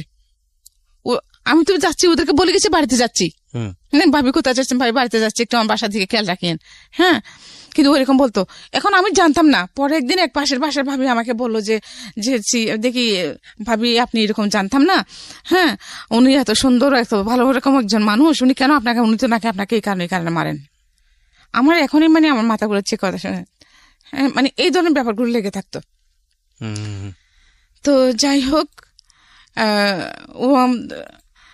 ও আমাকে বেশ কয়েকবার মার করিয়েছে। হ্যাঁ, তারপরে দ্য লাস্ট মোমেন্টে বেশ কয়েকবার ও আমাকে ফেলেও চলে গেছিল। আচ্ছা। যে বিভিন্ন মেয়েদেরকে নিয়ে, তারপরে আবার যখন যে বুঝতে পারতো বা ওরা যখন ওকে ছেড়ে চলে যেত, তখন সে আবার আমার কাছে চলে আসতো। এরকম 3 বার হয়েছে। এরপর আমি আর ওকে জায়গা দিই নাই। আচ্ছা। আমি প্রথমে যখন সাফার সাথে যখন কথা হয় আমার, তখন আমি ব্যাপারগুলো কিন্তু ওকে বলি নাই। আচ্ছা, সাফা মানে ওনার আরেকজন না, আপনার অ্যাসিস্ট্যান্ট সাফওয়ান। হ্যাঁ, সাফওয়ান। আচ্ছা আচ্ছা, সাফওয়ান আপনাকে যখন ফোন দিয়েছিল তখন বলেননি বিষয়গুলো? বিষয়গুলো বলিনি, কারণ তখন বাসাতে ছিলাম। হ্যাঁ, তখন ওনার সঙ্গে ছিলেন আপনি? না, তখন আমরা বাসায় ছিলেন? আমি বাসাতে, সাফওয়ানের সাথে যখন আমার কথা হয় তখন তো আমি বাসাতে ছিলাম। আচ্ছা। আশেপাশে অনেক মানুষজন। সাফওয়ান, এখানে অনেকেই কনফিউজ হয়ে যাবেন প্রিয় শ্রোতা। আপনারা যখন এখানে ফোন করেন, আমাদের প্রোগ্রামের আরেকজন টিম মেম্বার হচ্ছে সাফওয়ান, সে ডিরেক্টলি আপনাদের সঙ্গে স্টোরি নিয়ে কথা বলে। উনি আসলে তার কথাই বলছেন। হ্যাঁ, বলেন। তো আমি ওনাকে ব্যাপারগুলো বলি নাই শর্টকাট মধ্যে। হ্যাঁ, আচ্ছা। তো এর জন্য একটা গ্যাপ থেকে যেতে পারে বা ভুল বোঝাবুঝি। ঠিক আছে, সমস্যা নাই, বলুন।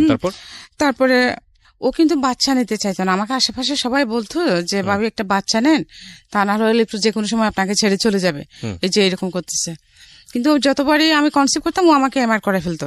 হ্যাঁ, তারপরে এট দ্য লাস্ট মোমেন্টে আমার মেয়েটা, আমি যখন কনসেপ্ট করি, আমার মেয়েটা হয়,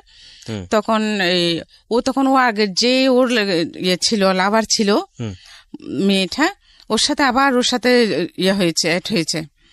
হ্যাঁ, তখনও চেয়েছিল আমাকে, অনেক ওষুধপত্র খাওয়াছিল ওইটা নষ্ট হয়ে যাওয়ার জন্য, কিন্তু আল্লাহর কি হুকুম হয় নাই। তারপর যখন আমি 5 মাসে প্রেগনেন্ট, তখন সে আবার আমাকে ফেলে চলে যায় ওই মেয়েটার কারণেই। ওই মেয়ের ভাই, ওরা যখন ও কি করছে, ওই মেয়ের গার্ডিয়ানরা কি করছে, ও ওদেরকে বলছে যে বিয়ে করে নাই। হ্যাঁ, তো আমি যখন আমি খবর পাচ্ছি, তখন আমি ওদের বাড়িতে ফোন করছি। আচ্ছা। মেয়ের বাড়িতে, তখন ও মেয়ে বিশ্বাস করে না আমার কথা, বলছে উনি যদি তোমার হাজবেন্ড হয়, তাহলে তুমি ওনাকে নিয়ে আমার বাড়িতে আসো। আচ্ছা, আমি কেন তোমার বাড়িতে আসবো? তোমার যদি প্রয়োজন হয় তুমি নিজে এসে জাস্টিফাই করে যাও, তোমার প্যারেন্টসদেরকে নিয়ে এসে তুমি জাজ করো, আমার কি দরকার আসছেন। তারপর ওনার ওয়াইফ, তারপর ওই যে মেয়েটা, মেয়ে সহ মেয়ের বড় ভাই, মেয়ের মা, হ্যাঁ, মেয়ের বোন, সবাইকে নিয়ে আসছে। আচ্ছা। 2বার আসছে। এখন দ্বিতীয়বারের মধ্যে কি করছে, তখন সন্ধ্যাবেলা ছিল, দ্বিতীয়বারের মধ্যে ওনারাও বসে আসছে আমার বাসায়। হ্যাঁ, ওই সময় আমার হাজবেন্ড আসছে। আসে যখন ওদেরকে দেখছে, উনি পিছনে তো উড়ে পালা গেছে। হ্যাঁ, তারপর ওরা দেখছে, ওরা বিশ্বাস করছে তখন যে হ্যাঁ, এটা আসলে তোর মিথ্যে বলেছিলেন। তখন ওই মেয়েটাও বিশ্বাস করছে। হ্যাঁ, তারপরে ও মেয়ের সাথে ও মেয়ে আর ওকে বিয়ে করে নাই। এখন ও কি করছে, আমাকে ছেড়ে চলে গেছে। আপনার হাজবেন্ড? আমাকে ছেড়ে চলে গেছে। তখন আমি কি করবো? আমার তো তখন চাকরিও ছেড়ে দিয়েছি, যেহেতু আমাকে সন্দেহ করে এগুলো নিয়ে। তখন ও বলছে চাকরি ছেড়ে দে তুই, তাহলে তোকে সন্দেহ করবো না। ওকে, ঠিক, আমি আমার সংসারের কাছে আমি চাকরি ছেড়ে দিলাম, বাসাতেই আছি পার্মানেন্টলি। তারপর যখন এখন ও আমাকে ফেলে চলে গেছে, আমার তো কিছু, আমি কিভাবে চলবো? তারপরে যাই হোক, আমার কিছু সঞ্চয় ছিল, ও যখন চলে গেছে, আমার মেয়েটা, আমি তখন 5 মাসে প্রেগনেন্ট। আমি একটা রেলওয়ে কলোনিতে একটা সাবলেটে একটা ছোট রুম নিলাম। ওগুলো তো সরকারি কোয়ার্টার, ওরা একরকম সাবলেট দেয়। ওখানে আমি একটা সস্তার মধ্যে একটা ছোট রুম নিয়ে আমার বাচ্চাগুলো নিয়ে ওখানে থাকলাম। পরে আমার মেয়েটা এটা হলো। মেয়ে হওয়ার পরেও অনেকদিন সে কোনো খোঁজখবর নেয় নাই। 2 বছর পর্যন্ত অনেক কষ্ট করছি মেয়েকে নিয়ে, মানুষের বাড়িতে কাজ পর্যন্ত করেছি। তারপরে মেয়ে যখন একটু বড় হলো, তখন আমার বড় মেয়ের কাছে ওকে রেখে দেন আমি আবার চাকরিতে ঢুকলাম। ওকে। আবার চাকরিতে ঢুকলাম। তখন তো আমার ওই চাকরিটা তো চলে গেছে। দেন আমি আবার একটা পত্রিকা দেখে পত্রিকা বিজ্ঞাপন দেখে আমি আবার একটা গ্রুপ অফ কোম্পানিতে জয়েন করলাম। হ্যাঁ, তো ওখানে আমি টেলিফোন অপারেটর হিসেবে জয়েন করি। পরবর্তীতে ওইখানেও যে আমার পারফরমেন্স আল্লাহর রহমতে খুব ভালো হওয়ার কারণে আমি পরবর্তীতে ওখানেও আমি চেয়ারম্যানের পিএস হই। আমার ওই গ্রুপ অফ কোম্পানির চেয়ারম্যানের পিএস হই আমি পরে। ওনারাও পরিচিত, যে মোস্তাফা গ্রুপ অফ ইন্ডাস্ট্রিজ, যে সৌদিয়া গাড়িটারি আছে, ওগুলার তো আগ্রাবাদ ওনাদের নিজস্ব। আমি ওখানে করতাম, প্রথমে টেলিফোন অপারেটর হিসেবে ঢুকি, তারপরে যে ওখানে পিএস হই। আচ্ছা। হ্যাঁ, তো ওখানে আমার অফিসে কিন্তু সবার সাথে, আমার কলিগদের সাথে খুব ভালো সম্পর্ক। জি। হ্যাঁ, আমার কোনো ফল ছিল না, কখনো যে ফল থাকলে তারপরেও যে মাঝে মধ্যে কাজকর্মে তো ভুল হয়, তারপরে কিন্তু ওরা সেটা নিত না তেমন একটা। কিন্তু আমি আমার কাজের প্রতি সবসময় খুব আন্তরিক ছিলাম। সকাল 5টায় ঘুম থেকে উঠতাম, উঠে নামাজ কালাম পড়ে নাস্তা বানাতাম বাচ্চাদের জন্য, হ্যাঁ, রান্না বান্না করতাম, তারপর ওদেরকে তুলে যারটা সবগুলো রেডি করে দিয়ে দেন আমি 8:30 পৌনে 9টার মধ্যে বাসা থেকে বেরিয়ে যেতাম। আচ্ছা, হ্যাঁ, আমার বাচ্চারাও নিজে নিজে আল্লাহর রহমতে পড়ালেখা করতো। আমার মেয়ে স্কুলে যেহেতু এটা ছোট ছিল, ছোট মেয়েটা, তো আমার বড় মেয়ে ওকে নিয়ে অনেক কষ্ট করেছে। আমার বড় মেয়ে ওর সাথে ওখানে স্কুলে চলে যাইতো, স্কুলে নিত, ওকে বাসায় রেখে পড়তো, অনেক কষ্ট করেছে আমার বাচ্চারা। তারপরে পড়ালেখা মাঝে মধ্যে গ্যাপও গেছে, ওর ক্লাস 9 1 বছর ওর গ্যাপ গিয়েছিল। হ্যাঁ, এখন যে আমার যে ওই মেয়েটাকে নিয়ে তো টেনশনে, ওর একটা পরিচয় তো আছে, কিন্তু ওর বাবা তো ওকে পরিচয় দিচ্ছে না। কার বাবা? এই যে মেয়ে ছোটটার পরিচয় দিচ্ছে না। হ্যাঁ, ওর বাবা তো ওকে পরিচয় দিচ্ছে না, যে ও আমাকে ওর ফ্যামিলিতে নেয় বাট ও আমায় ওর সবকিছু আমি চিনি জানি। হ্যাঁ, তো ও কিন্তু মানে পরিচয় দিচ্ছে না বলতে আমি যেটা বুঝেছি, যেহেতু আপনার সঙ্গে ওই কাবিনের যেহেতু করেনি সে কারণে পরিচয় দিচ্ছে। ও কিন্তু আমাকে 3বার কোরআন শরীফ মাথা নিয়ে শপথ করছে, আমাকে কখনো ছেড়ে যাবে না। আর আমাকে প্রথমে আগে যেখানে বিয়ে করছে, বলে রাখি প্রিয় শ্রোতা, প্রত্যেকটা মানুষই সুন্দর, সৃষ্টিকর্তা নিপুণ হাতে তাদেরকে তৈরি করেছেন, প্রত্যেকটা মানুষই তার নিজ কর্মে সুন্দর, কিন্তু বাহ্যিক রূপটা যদি কোনো ফ্যাক্ট হয়, আমি এভাবেই বলতে চাই, বাহ্যিক রূপটা যদি কোনো ফ্যাক্ট হয়, তাহলে উনি যে মেয়ের গল্পটা এই মুহূর্তে বলছেন, ওনার সবচেয়ে ছোট মেয়ে, ওনাকে আমি দেখেছি, উনি এসেছেন স্টুডিওতে, মাশাআল্লাহ, মানে she is absolutely amazing, she is beautiful, খুবই সুন্দর দেখতে। হ্যাঁ, বলেন। তারপরে এর মধ্যে উনি তো আমাকে ফেলে চলে গেছেন না, আমি এত কষ্ট করে আমার বাচ্চাদেরকে আমি বড় করতেছি। আমার বড় মেয়ের কি অবস্থা? আমার বড় মেয়ে তো এখন কলেজে পড়তেছে, ইউনিভার্সিটিতে পড়তেছে, বেসরকারি ভার্সিটিতে, বিবিএ 2nd সেমিস্টার। তো পাশাপাশি একটা জবও করতেছে, তো সংসার চালাচ্ছে। বিয়ে শাদী হয়নি না, তো এখন বিয়ের প্রপোজাল আসলেও আমি দিতে পারছি না, কারণ আমার যে টাকা পয়সাও নাই, তারপরে যে একটা মানুষ আসলে বসতে দিব আমার সেরকম ঘর আমার নাই। হ্যাঁ, কারণ আমাকে দেখলে কেউ বলে না আমি গরিব, আমার মেয়েদেরকে দেখলেও কেউ বলে না সেটা। তো আমিও চাচ্ছি না আমার মেয়ে কেন, পৃথিবীতে কোনো নারীর জীবনে আমার মতো হোক, এটা আমি চাই না। আমি আল্লাহর কাছে প্রত্যেক দিন প্রার্থনা করি যে আল্লাহ আমার মতো পাবে এই পৃথিবীর বুকে আর কেউ নাই। হ্যাঁ, কিন্তু আমি চাই না কোনো নারীর জীবন আমার মতো হোক। ইভেন আমার মেয়েদেরকে যেন আল্লাহ শুধু দুটো ভালো নামাজি পরেশগার ছেলের হাতে যেন আমার মেয়ে 2টা বিয়ে হয়। আপনার কি এরকম হয়েছে যে বড় মেয়ের বিয়ে এসছে, আপনার এই অবস্থার কারণে ভেঙে গেছে? হ্যাঁ, এরকম হচ্ছে প্রতিনিয়ত হচ্ছে। ভালো ভালো ফ্যামিলি আসতেছে, কিন্তু আমার ফ্যামিলি ব্যাকগ্রাউন্ড প্লাস আমার যে টাকা পয়সা নেই, এই কারণে আমার মেয়েগুলো রূপবতী গুণবতী হওয়ার পরেও আমি বিয়ে দিতে পারছি না। উনি যেটা বললেন যে ওনার বড় মেয়ে ওনার ছোট মেয়ের চেয়েও মাশাআল্লাহ অনেক বেশি সুন্দর। যাই হোক, প্রত্যেকটা মানুষই সুন্দর, সেই জায়গাটা থেকে আমি একটু আপনাদেরকে বলি। দেখুন, গল্পের 2টা জায়গা, একটা হচ্ছে যে ভয়ঙ্কর রকমের ফাইটের জায়গা হলো ওনার নিজের, উনি নিজে কোনোভাবে নিজেকে কম্প্রোমাইজ করেননি, বা কম্প্রোমাইজ বলতে বলবো অন্যায়ের কাছে মাথা নত করেননি, সে অবস্থায় তিনি উঠে পড়ে যেভাবেই পারুক সামনের দিকে এগিয়েছেন। এখন অদ্ভুত ব্যাপার হচ্ছে, সেখানেও তাকে ভয়ঙ্কর রকমভাবে এক্সট্রিম লেভেলে স্যাক্রিফাইস করতে হয়েছে, এবং সেটা তিনি করতে বাধ্য ছিলেন, নিজ ইচ্ছায় কখনো করেননি, অন্যায় পথে পা বাড়েননি। এই মানুষটি আজকে যে জায়গাটায় এসছেন, সেখানে তিনি 3টা ছেলে মেয়েকে মানুষ করেছেন, বিশেষ করে তার 2টো মেয়ে এবং একটা ছেলে, তাই তো? আপনার 2টো মেয়ে একটা ছেলে, তাই তো? এবং এই 2টো মেয়ের বড় মেয়ে এখন সংসার চালাচ্ছে, উনি নিজেও কিছু টুকটাক করার চেষ্টা করেন, আর ছোট মেয়েটা পড়াশোনা করছে। দেখুন, ভয়ঙ্কর রকমভাবে এই যে সমাজ, আমি যে বারবার আপনাদের একটা কথা বলি যে আমরা ছেলেরা আমাদের সমাজ থেকে যতটা সুযোগ সুবিধা নিতে পারি, আমাদের মেয়েরা কত রকমভাবে যে বাধাপ্রাপ্ত তার কোনো শেষ নেই। এখন দেখুন, এই মেয়েটার বিয়ের ক্ষেত্রে একটা বড় সমস্যা, সেটা কি? সেটা হচ্ছে যে এই যে ভদ্রমহিলা, তার যে ফ্যামিলি ব্যাকগ্রাউন্ড বা তার যে স্ট্রাগল, সেই জায়গাটিতে যেটা বলে যে ব্রোকেন ফ্যামিলিতে বড় হয়েছে বা যেটাই হোক না কেন, এটা আমাদের সমাজের এখন একটা অনেক বড় দৃষ্টিভঙ্গিজনিত সমস্যা, এবং সে কারণে ওনার মেয়ের বিয়েটা ভেঙে যাচ্ছে। কি অদ্ভুত বিষয়! আপনি পুরো গল্পটা আজকে এখানে বললেন, আমি আসলে বললে তো কোনো কিছু হবে না, তবে এটা ঠিক যে আমি খুব ধর্মভীরু একজন মানুষ, কতটুকু পালন করতে পারি জানি না, তবে আমি বিশ্বাস করি প্রত্যেকটা মানুষের জন্য আল্লাহ তার বেস্টটা নির্ধারণ করে রেখেছেন। সো আপনি আল্লাহর উপর তাওয়াফ করেন, এবং নিশ্চয়ই আমি বিশ্বাস করি, আজকে তো অসংখ্য মানুষ এটা শুনেছে, আমি জানি অনেকে বিয়েও করার জন্যই আমাদের স্টেশনে যোগাযোগ করবে। আমি তাদেরকে নিরুৎসাহিত করছি এই কারণে যে আমরা আসলে এই ধরনের কমিউনিকেশন করি না। আমরা একটা গল্প প্রচার করি মানুষকে এইভাবে মোটিভেট করার জন্য, যে গল্পটা শুনে যেন নিজের জীবনে সে পরিবর্তন আনে in a positive sense. So আমরা এটা আপনাকে উৎসাহিত করছি না। তবে একটা বিষয় আমাদের না বললেই নয়, সেটা হলো যে যেটা আমি বলছিলাম যে সৃষ্টিকর্তা আমাদের জন্য ভালো কিছু নির্ধারণ করে রেখেছেন। আপনার বরং এক অর্থে ভালো হচ্ছে যে কেউ যদি এসে আপনার সবকিছু জেনে চলে যাচ্ছে, আমি মনে করি ভালো হচ্ছে।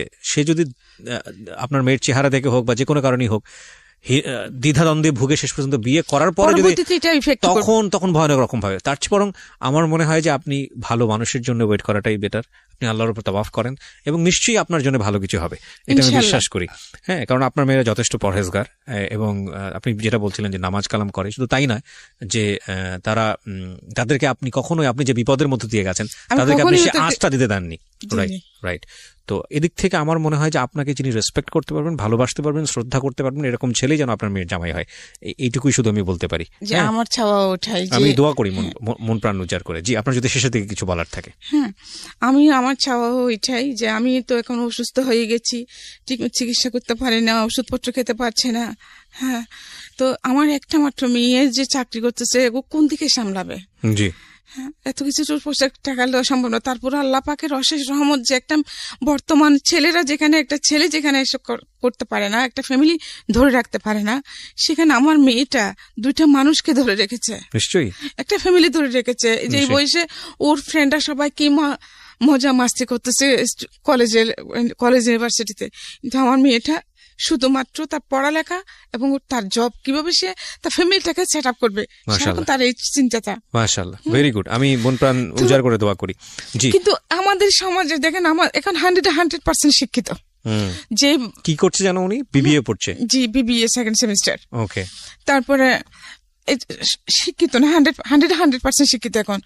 তো ওরা সবাই শিক্ষিত সমাজ, শিক্ষিত ছেলেরা, ওরা যারা প্রপোজাল নিয়ে আসে মেয়ের জন্য, মেয়ের বিয়ের জন্য, আপনার কথা জেনে, ফ্যামিলি ব্যাকগ্রাউন্ড জেনে পিছিয়ে যায়। তো এটা কেমন কথা? এই শিক্ষার আর কি মূল্য থাকলো? যদি আমি সিঙ্গেল মাদার বলে, আমি যে এতটা স্ট্রাগল করে, আমি এত কষ্ট করেছি, আমি কখনো অন্যায় কাজ কিছু করি নাই, জানাতো আমার জানা মতো আমি কখনো কোনো অন্যায় করি নাই। হ্যাঁ, এমনকি আমি যখন পত্রিকায় কাজ করেছি, ওখানে গোল পাচার নিয়ে আমি একটা রিপোর্ট করছিলাম। গোল্ড নিয়ে, বাংলাদেশে গোল্ড পাচার। হ্যাঁ, তো 2 মাস লেগেছিল। 2 মাস আমি ওই কাজটার পিছনে বিয়ে করেছি। এট দ্য ফাইনাল মোমেন্টে আমি রিপোর্টটা প্রকাশ করতে পারলাম না।